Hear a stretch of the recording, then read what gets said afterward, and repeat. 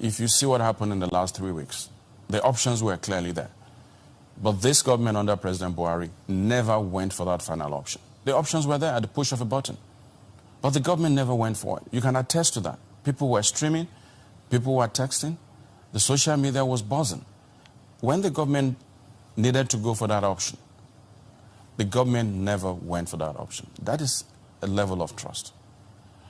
Secondly, if the messaging is sending mixed signals, it's just because we're coming out of the impact of fake news.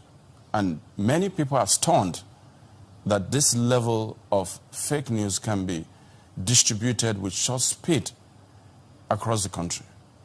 And many people think there needs to be a clear marker. And I think that conversations are ongoing.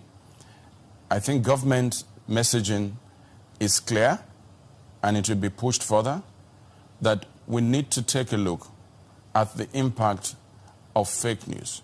That's one. Two, I keep going back to the National Assembly, because when you are in a civil democracy and you have the National Assembly, the makers of our laws, it's important to make sure they're part of this process. And they have processes that they have to go through. The public hearing process is not a joke. You have various civil society groups coming, you have interest groups coming, you have experts and professionals from the media. It's a wide berth. And then it goes through the grind and the processes before something is finally presented. I think Nigerians will have an opportunity to be part of making this decision.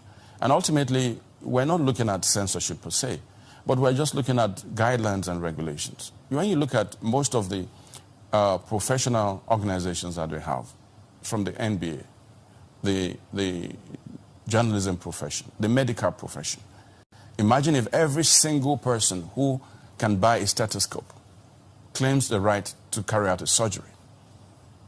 Just imagine the chaos. We're at that point now because we live in a world where every single person is a journalist.